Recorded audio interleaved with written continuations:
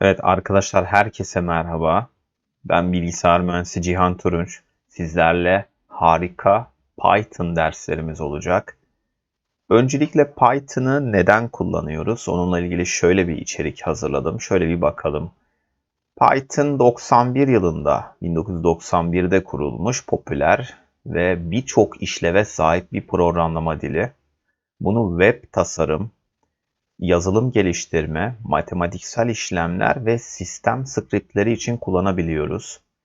Python'la neler yapabiliriz? Şöyle bir bakalım arkadaşlar. Server tarafında web uygulamaları yapılabiliyor arkadaşlar.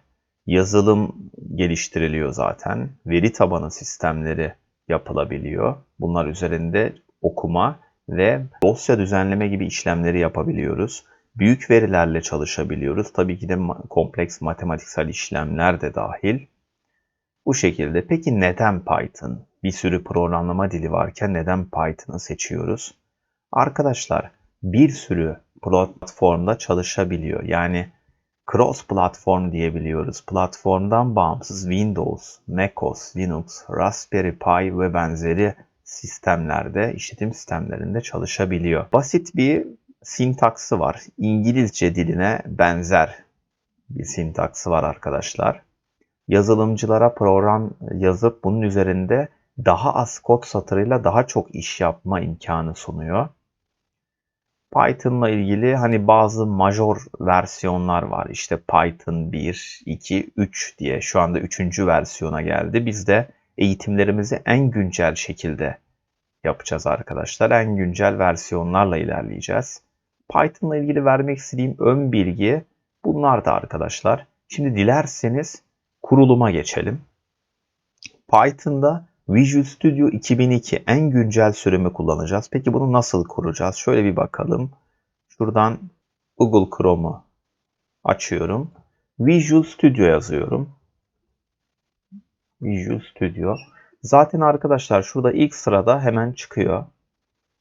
Visual Studio indireceğiz. Visual Studio'yu indirine geliyoruz. Community 2022.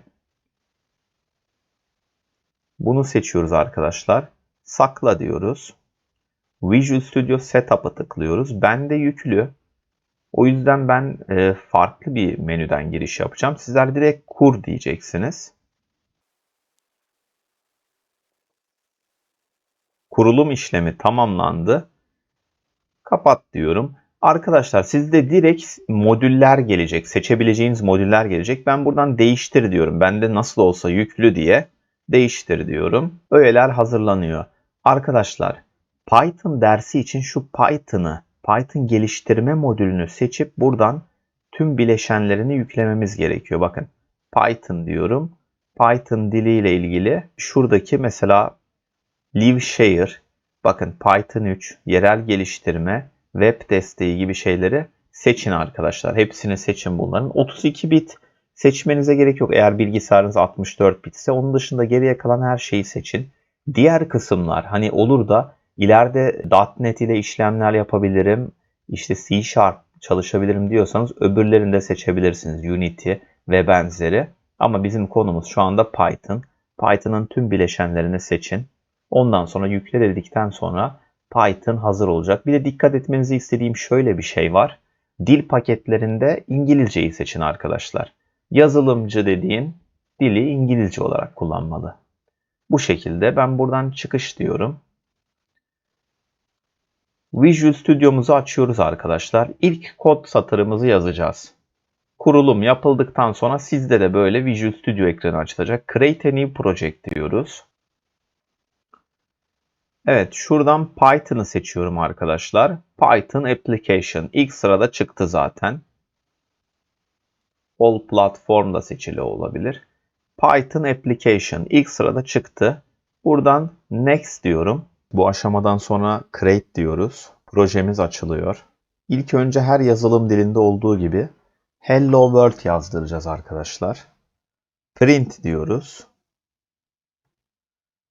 Parantezleri açtık. Tırnakların içine Hello World noktalı virgülleri koyduk. Şimdi şuradan Start'a basabiliriz veya F5'e basabiliriz. Start'a basıyorum.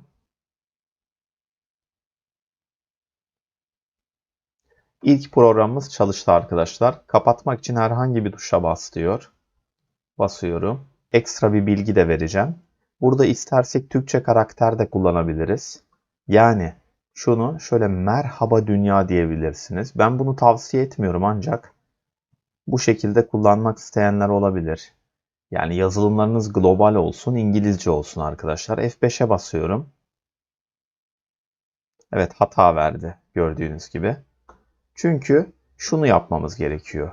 İngilizce kod yazabilmemiz için arkadaşlar şuradan kare, ünlem, slash diyorum arkadaşlar. User 1000 Python diyorum. İkinci kod satırımı arkadaşlar şöyle kare yapacağım. 6 kere 3 ile kare dedim. Çizgi, yıldız, çizgi, bir boşluk bırakıyorum. Coding diyorum.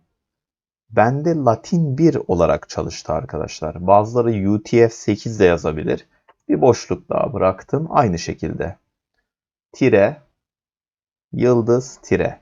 Şimdi arkadaşlar Türkçe karakterler çalışacaktır. Start'a basıyorum.